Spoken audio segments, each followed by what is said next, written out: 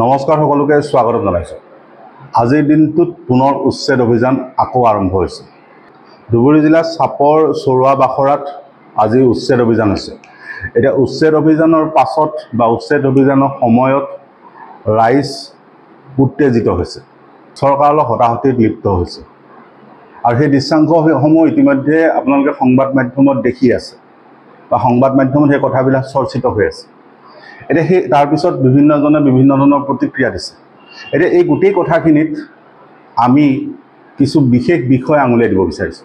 উচ্ছেদৰ পাছত যিখিনি বিৰোধী দল বা যিখিনি বিৰোধী নেতা আছে, বিজেপিৰ বিপৰীত মেৰত যিখিনি নেতা আছে, যিখিনিয়ে নিজকে সংখ্যালঘু নেতা বুলি কয় বা যিখিনি ৰাজনৈতিক দলে এতিয়া বক্তব্য দিছে, সেইখিনি এটা শব্দ প্ৰয়োগ কৰিছে। সেই শব্দটো হ'ল যে সংখ্যালঘুৰ ওপৰত অত্যাচাৰ কৰিছে। সেই কথাটোক লৈ আমাৰ ক'বলগীয়া আছে যে আজিৰ তাৰিখত অসমত কেৱল সংখ্যালঘু এলেকা বা সংখ্যালঘু মানুহৰ ওপৰত অত্যাচাৰ হোৱা নাই। আজি যদি আপুনি ভালকৈ চায় তেতিয়া সেই উচ্ছেদ অভিযান বা সেই ধৰণৰ অধিগ্ৰহণ প্ৰতিটো অঞ্চলত হৈছে। সংখ্যালঘু মানুহ বুলি পৃথকে হোৱা নাই। অসমৰ ভূমিপুত্ৰ, অসমৰ জনজাতীয় মানুহখিনি ৰাভা হওক, বড়ো হওক, কাৰ্বি হওক, ডিমাচা হওক, সেইখিনি মানুহো উচ্ছেদৰ বলি হ'বলৈ গৈ আছে বা অধিগ্ৰহণৰ বলি হ'বলৈ গৈ আছে বা ইতিমধ্যে হৈছে। গতিকে পৰাপক্ষত এই সংখ্যালঘু শব্দটো এৰাই চলাটো ভাল। এই সংখ্যালঘু শব্দটোৱে এতিয়া সমস্যাৰ সৃষ্টি কৰিছে এই মানুহখিনি। সংখ্যালঘু বুলি তেওঁলোকক কৈ দিয়াৰ লগে লগে যিখিনি মানুহে অসমৰ মূল সুঁতিৰ মানুহ বুলি দাবী কৰে, অসমীয়া বুলি দাবী কৰে, যিটো আচুৰ জাতীয়তাবাদৰ ভিতৰত আহে, সেই মানুহখিনিয়ে এই মানুহখিনিক অৱজ্ঞাৰ চকুৰে চায়, এইখিনি মানুহক হেয়ক জ্ঞান কৰে। গতিকে সংখ্যালঘু শব্দটোৱে আচলতে অসুবিধাৰ সৃষ্টি কৰিছে। গতিকে সংখ্যালঘু শব্দটো পৰিহাৰ কৰিবলৈ আৰু বিজেপিকো সংখ্যালঘু শব্দটো কৈ দিয়াৰ লগে লগে কথাখিনি বিৰুদ্ধে ক'বলৈ সুবিধা কৰি দিছে প্ৰথম। এতিয়া দ্বিতীয় কথাটো হ'ল, যদি আমি সংখ্যালঘু বুলি নকওঁ তেতিয়াহ'লে আমি কি বুলি ক'ব লাগিব? কি বুলি ক'ব লাগিব তাৰ এটা উত্তৰ আছে, যে তেওঁলোক বৈধ ভাৰতীয় নাগৰিক। যে ভাৰতৰ যিখন সংবিধান আছে, যিখন চিটিজেনশ্বিপ এক্ট আছে, নাগৰিকত্ব যিখন আইন আছে, তাৰ অধীনত তেওঁলোক একোজন বৈধ ভাৰতীয় নাগৰিক। বৈধ ভাৰতীয় নাগৰিক বাবে তেওঁলোকৰ পান কাৰ্ড আছে, তেওঁলোকৰ আধাৰ কাৰ্ড আছে, তেওঁলোকৰ হয়তো ৰেচন কাৰ্ড আছে। তেওঁলোকৰ সেই মাটিখিনি কিনোতেও কোনো অসুবিধাৰ সৃষ্টি হয়, কাৰণ এজন বিদেশীয়ে, এজন অবৈধ মানুহে আহি ভাৰতবৰ্ষত বা অসমত মাটি কিনিব নোৱাৰে। গতিকে তেওঁ বাস্তৱত এজন বৈধ ভাৰতীয় নাগৰিক। এতিয়া বৈধ ভাৰতীয় নাগৰিকক যিহেতু উচ্ছেদ কৰা হৈছে, সেইটোতহে প্ৰশ্ন উত্থাপন হ'লা, সংখ্যালঘু শব্দটো এৰাই চলিব। দ্বিতীয় কথা হ'ল যে মুখ্যমন্ত্ৰীৰ বক্তব্য হওক, সভাপতি দিলীপ শইকীয়াৰ বক্তব্য হওক, বিজেপিৰ সভাপতিগৰাকীৰ বক্তব্য হওক বা বিভিন্নজনৰ বক্তব্য হওক, তেওঁলোকে এটা কথা বাৰে বাৰে এষ্টাব্লিছ কৰিব বা এটা কথা খুব সজোৰে উত্থাপন কৰি আছে, সেইটো হ'ল যে অবৈধ বাংলাদেশী, অবৈধ নাগৰিক, তেওঁলোক মিয়া বাংলাদেশী, সেই শব্দবিলাক কৈ আছে। এতিয়া আমাৰ তাত একেবাৰে পোনপটীয়া কথাটো হ'ল যে তেওঁলোক যদি অবৈধই হয়, তেওঁলোক যদি বাংলাদেশী হয়, তেওঁলোক যদি মিয়া হয়, তেতিয়াহ'লে তেওঁলোকক উচ্ছেদ কিয়? তেওঁলোকক চিধাচিধি ধৰি নি বাংলাদেশত থৈ আহক, সীমাটো পাৰ কৰাই বাংলাদেশত থৈ আহক। অসুবিধাটো ক'ত আছে? আৰু সেই কথাটো এইটোও দেখা গ'ল যে শেহতীয়া সময়ত যিখিনি মানুহক নি পেলাই বাংলাদেশৰ সীমান্তৰ ন'মেন লেণ্ডছত থৈ আহিলে, সেই মানুহখিনি বাংলাদেশে গ্ৰহণ কৰিবলৈ অস্বীকাৰ কৰিলে, যাৰ পিছত ভাৰতবৰ্ষ বা অসমৰ চৰকাৰে সেইখিনি উভতাই ল'বলৈ বাধ্য হ'ল আৰু তেওঁলোক এতিয়া নিজৰ নিজৰ ঘৰলৈ ঘূৰি গ'ল। অৰ্থাৎ সেই কথাটোৰ পৰা এটা কথা প্ৰমাণিত হ'ল যে চৰকাৰখনে, অৰ্থাৎ অসমৰ চৰকাৰ হওক, ভাৰতবৰ্ষৰ চৰকাৰ হওক, সেইখিনি বৈধ ভাৰতীয় নাগৰিক বুলি মানি লৈছে। এতিয়া কথা হ'ল, তেওঁলোক যদি অবৈধই হয় তেতিয়া তেওঁলোকৰ সীমাটো চিধাচিধি পাৰ কৰি দিয়ক, ধুবুৰীৰ পৰা বেছি দূৰ নহয়। সেই কামটো চৰকাৰে কৰি দিয়ক। দ্বিতীয় কথা। তৃতীয় কথা হ'ল যে আমি এই ক্ষেত্ৰত যিখিনি আইনী কথা আছে, সেই কথাখিনি আমি চাব লাগিব যে যিহেতু বৈধ ভাৰতীয় নাগৰিকক উচ্ছেদ কৰা হৈছে, সেই ক্ষেত্ৰত আইনে কি কয়, সেই বিষয়টো খুব সজোৰে উত্থাপন হোৱা নাই। আইনে কি কয় বুলি কওঁতে যে 1985 চনত ভাৰতবৰ্ষৰ উচ্চতম ন্যায়ালয়ে এটা ঐতিহাসিক ৰায়দান কৰিছিল। এতিয়া সেই ৰায়দানটোৰ মূল গোচৰটো আছিলে অলগা টেলি আৰু অন্যান্য বনাম মুম্বাই পৌৰ নিগম, Olga Tellis and others versus Bombay municipal corporation. এতিয়া এই গোটেই গোচৰটোৰ যিটো বেকগ্ৰাউণ্ড বা যিটো মূল কথা আছিল, সেইটো আছিল যে মুম্বাইৰ যিসমূহ ফুটপাথ আছে, সেই ফুটপাথসমূহতো বহু মানুহে বসবাস কৰিছিল। সেই সময়ত বহু মানুহে সেই ফুটপাথটো ব্যৱহাৰ কৰি তাত নিশা আশ্ৰয় লৈছে। এতিয়া মুম্বাইৰ যিটো মিউনিচিপাল কৰ্পৰেশ্যন আছে বা পৌৰ নিগম আছে, তেওঁলোকে সেই ফুটপাথটো পুনৰ উন্নয়ন সৌন্দৰ্যবৰ্ধন কৰা বা নতুনকৈ বনোৱাৰ এটা পৰিকল্পনা লৈছিল। লৈ পেলাই তেওঁলোকে সেই যিখিনি ফুটপাথত থকা মানুহ আছে, যিখিনি ফুটপাথত আশ্ৰয় লৈ আছিল, সেই মানুহখিনিক উচ্ছেদ কৰিব বিচাৰিছে। এতিয়া সেই কথাটোত উচ্চতম ন্যায়ালয়ত এটা গোচৰ হৈছিল, যিটো অলগা টেলি আৰু অন্যান্য কৰিছিলে মুম্বাই মিউনিচিপাল কৰ্পৰেশ্যনৰ বিৰুদ্ধে বা পৌৰ নিগমৰ বিৰুদ্ধে, আৰু সেইটোত এটা ঐতিহাসিক ৰায়দান হৈছে। সেই ৰায়দানটোত কোৱা হৈছে যে তেওঁলোক যদিও ফুটপাথত বসবাস কৰি আছে, তেওঁলোকে যদিও ফুটপাথত আশ্ৰয় লৈ আছে, তেওঁলোকৰ এজন মানুহ হিচাপে অধিকাৰ আছে বা ভাৰতীয় নাগৰিক হিচাপে অধিকাৰ আছে। গতিকে তেওঁলোকক সেই ফুটপাথৰ পৰা আঁতৰাই পঠোৱাৰ পূৰ্বে, উচ্ছেদ কৰাৰ পূৰ্বে তেওঁলোকক পুনৰ সংস্থাপন দিব লাগিব। পুনৰ সংস্থাপন দিয়াৰ পাছতহে সেই মুম্বাই পৌৰ নিগমে সেই মানুহখিনিক তাৰ পৰা আঁতৰাই পঠাব পাৰিব, খেদিব পাৰিব বা উচ্ছেদ কৰিব পাৰিব। সেই ক্ষেত্ৰত উচ্চতম ন্যায়ালয়ে কৈছিলে যে যিটো সংবিধানৰ আৰ্টিকল 21 আছে বা 21 নম্বৰ আৰ্টিকল আছে, সেইটোত স্পষ্টভাৱে ৰাইট টু লাইভলিহুডৰ কথা কোৱা আছে। সেইটোক এটা ফাণ্ডামেণ্টেল ৰাইট, এটা মৌলিক অধিকাৰ হিচাপে স্বীকৃতি দিয়া হৈছে। এটা ৰাইট টু লাইভলিহুড বুলি ক'লে কি বুজায়? যে যিকোনো এজন ভাৰতীয় নাগৰিকৰ বা যিকোনো এজন মানুহৰ জীয়াই থকাৰ অধিকাৰ আছে, তেওঁৰ সসন্মানে জীয়াই থকাৰ অধিকাৰ আছে। গতিকে সেই অধিকাৰৰ ভিত্তিত এই মানুহখিনিয়ে পুনৰ সংস্থাপন পোৱাৰ কাৰণে যোগ্য, এই মানুহখিনি বৈধ।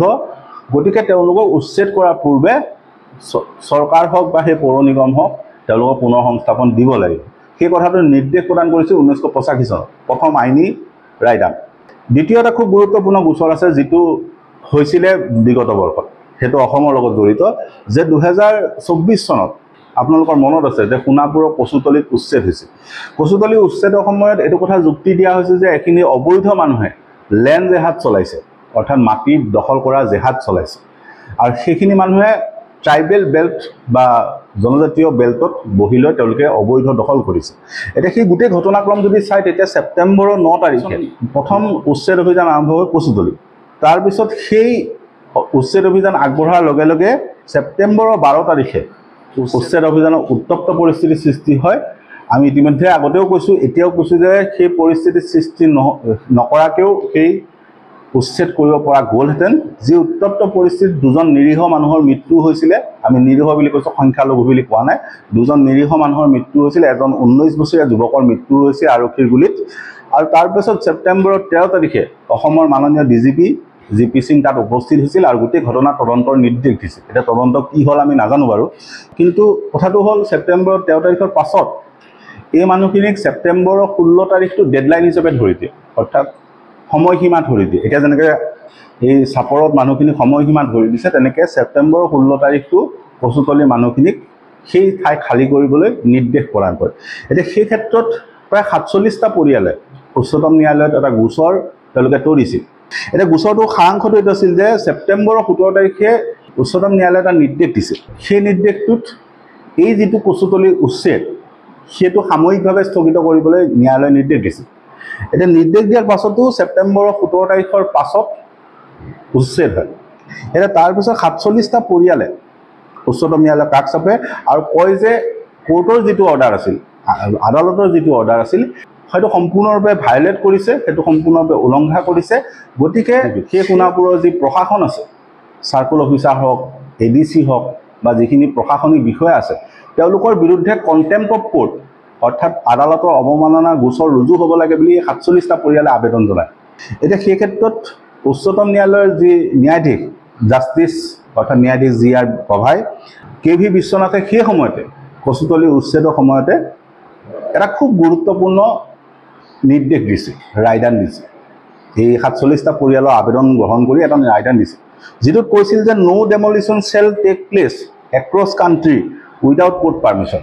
এতিয়া গোটেই কথাটোৰ অৰ্থ হ'ল যে আদালতে এইটো কথা কৈছিল যে যিকোনো এটা উচ্ছেদৰ পূৰ্বে চৰকাৰে আদালতৰ অনুমতি ল'ব লাগিব। আদালতৰ অনুমতি অবিহনে কোনো ধৰণৰ উচ্ছেদ অভিযান দেশৰ কোনো প্ৰান্ততে হ'ব নোৱাৰে, অসম বাদ কোনো প্ৰান্ততে হ'ব নোৱাৰে।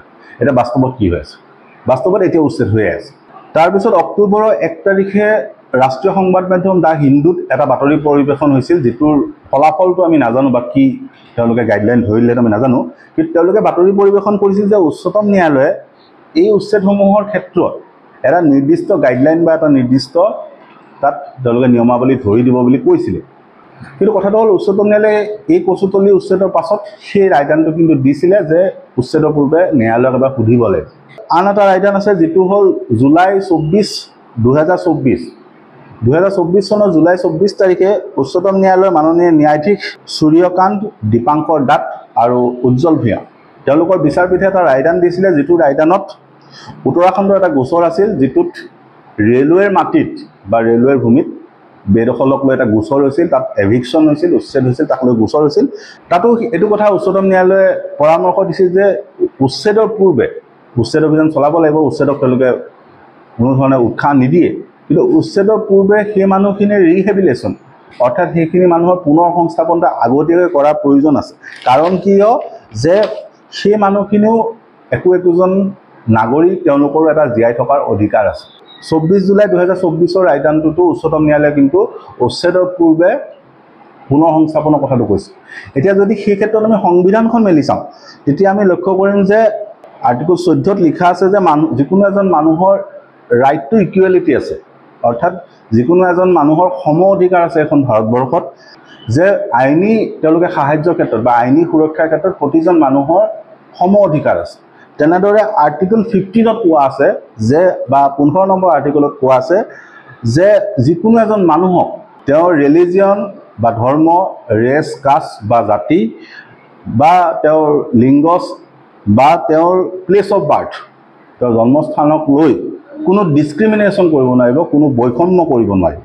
আৰ্টিকল 21 বা 21 নম্বৰ আৰ্টিকলত সংবিধানে প্ৰতিজন নাগৰিকক এটা মৌলিক অধিকাৰ দিছে।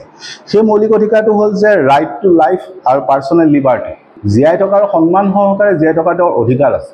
এতিয়া যদি গোটেই উচ্ছেদটোক চাই তেতিয়াহ'লে সংবিধানৰ আৰ্টিকল 14, আৰ্টিকল 15 আৰু আৰ্টিকল 21 এই তিনিওটাই স্পষ্টভাৱে উলংঘা হৈছে বা ভাইলেট হৈছে, যে এই মানুহখিনি জীয়াই থকাৰ এটা অধিকাৰ আছে। তেওঁলোক সংখ্যালঘু বুলি কৈ থাকিলে নহ'ব, তেওঁলোক ভাৰতীয় নাগৰিক, তেওঁলোকৰ অধিকাৰ আছে। গতিকে এই গোটেই বিষয়বিলাকত দেখা গৈছে যে আইনে ইতিমধ্যে স্পষ্টভাৱে কিছুমান কথা কৈ থৈছে, কিন্তু তাত এটা সমস্যা হৈছে যে যিখিনি মানুহে আইনত ক্ষেত্ৰত আমাতকৈ বিজ্ঞ, আমাতকৈ অধিক জানে, বা যিখিনি মানুহে আদালতৰ যুঁজখন দি আছে, বা যিখিনি মানুহে আইনী কথাখিনি বাস্তৱত কৈ আছে, যিখিনি আইনজ্ঞ অসমত আছে, তেওঁলোক আৰু আগুৱাই অহাৰ প্ৰয়োজন আছে। যে বহু ক্ষেত্ৰত এইটো দেখা গৈছে, আমি কাকো এইটো অসন্মান কৰা নাই বা কাকো আমি এইটো ক্ষেত্ৰত দুখ দিয়া নাই, যে সাধাৰণ মানুহখিনিয়ে আইনৰ যিসকল বিশেষজ্ঞ, যাক আমি উকিল বুলি কওঁ, অধিবক্তা বুলি কওঁ, সেইখিনি কাষ চাপিবলৈ অসুবিধা পায়। তাৰ মূল কাৰণটোৱে হ'ল ফিজ, অৰ্থাৎ তেওঁলোকক যিটো মাচুল দিব লাগে। এতিয়া আমি অনুৰোধ জনাইছোঁ যে অসমত তেনেকুৱা ধৰণৰ অধিবক্তা বা আইনজ্ঞ আগুৱাই আহক, যি এই মানুহখিনিক তেওঁলোকৰ অধিকাৰ সন্দৰ্ভত সজাগ কৰিব পাৰে, আৰু লগতে আদালতত যাতে কম মাচুলত এই মানুহখিনিক আইনী সাহায্য দিব পাৰে। কাৰণ আইনে কিছুমান বিষয় ইতিমধ্যে স্পষ্টভাৱে ৰায়দান দি থৈছে, নিৰ্দেশ দি থৈছে, সহায় কৰক, সেইটো আমাৰ অনুৰোধ থাকিব। এতিয়া শেহত কথাটো হ'ল যে এই গোটেই বিষয়বস্তুবিলাকত এটা বিষয় আমি খুব সামৰণিত কৈছোঁ যে অসমত শেহতীয়াকৈ আপোনালোকে দেখিছে যে এটা কুকুৰকো যদি আপুনি মাৰধৰ কৰে, তেতিয়া আপোনাক আৰক্ষীয়ে ধৰি নিয়াৰ ব্যৱস্থা কৰা হৈছে। অৰ্থাৎ অসমত জীৱ জন্তুৰ বাবে খুব ধুনীয়া এটা অধিকাৰ আছে, কিন্তু তাৰ বিপৰীতে যদি চাই মানুহৰ কিন্তু অধিকাৰ নাই। যে অসমত এতিয়া জীৱ জন্তুৰো অধিকাৰ আছে, কিন্তু মানুহৰ অধিকাৰ নাই। যে সেই মানুহখিনিক সেই সাধাৰণ শ্ৰেণীটোত ভাগ কৰি তেওঁলোকক উচ্ছেদ কৰি দিয়া আছে। কিন্তু কথাটো হ'ল সেই মানুহখিনিও জীয়াই থকা অধিকাৰ আছে। অৰ্থাৎ অসমত এতিয়া জীৱ জন্তুতকৈ মানুহৰ অধিকাৰ কম হৈছে নেকি, সেই প্ৰশ্নটো আমি উত্থাপন কৰিছোঁ। আৰু শেহত কৈছোঁ যে উচ্ছেদৰ পূৰ্বে চৰকাৰখনে এইটো দৃষ্টি দিয়ক যে এই মানুহখিনিক উচ্ছেদ কৰিব লাগিব। চৰকাৰী ভূমি যদি তেওঁলোকে বেদখল কৰি আছে, উচ্ছেদ কৰক, কিন্তু কথাটো হ'ল তেওঁলোকক তাৰ পূৰ্বে সংস্থাপনৰ ব্যৱস্থাখিনি কৰক। কাৰণ আইনে সেই কথাখিনি কৈ থৈছে, আইনৰ ঊৰ্ধত কোনো যিহেতু নহয়, গতিকে আইনে যিহেতু স্পষ্ট এটা বাট দি থৈছে, সেই বাটটো অনুসৰণ কৰিবলৈ আমি আহ্বান জনাইছোঁ। যে আইনে কৈ থৈছে যে পুনৰ সংস্থাপন তেওঁলোকে পোৱাৰ যোগ্য, আৰু পুনৰ সংস্থাপনটো উচ্ছেদৰ আগতে কৰাটো জৰুৰী। তেওঁলোকক এখন চেক দি দিছে 50,000 টকা, আমি নাজানো কিমান দিছে, দেখাও নাই, কিন্তু তেওঁলোকে এখন চেক দিয়া বুলি আমি গম পাইছোঁ। কিন্তু কথাটো চেকখন দিলেই হ'বনে? সেই মানুহখিনিয়ে যে আজি ইমান এটা উত্তপ্ত পৰিস্থিতি সৃষ্টি কৰিছে কিয়? যে তেওঁলোকৰ হাতত বিকল্প নাই। তেওঁলোকক যদি আজি ঘৰখনৰ পৰা উচ্ছেদ কৰি দিয়ে, তেওঁলোকে ক'লৈ যাব, ক'ত থাকিব, সেই বিকল্পটো তেওঁলোকৰ হাতত নাই। গতিকে সেই বিকল্পটো চৰকাৰে দিয়ক, কাৰণ তেওঁলোকক এজন বৈধ নাগৰিক হিচাপে ভাৰতবৰ্ষত অধিকাৰ আছে। গতিকে কথাখিনি ৰাইজে চিন্তা কৰি চাব। ধন্যবাদ।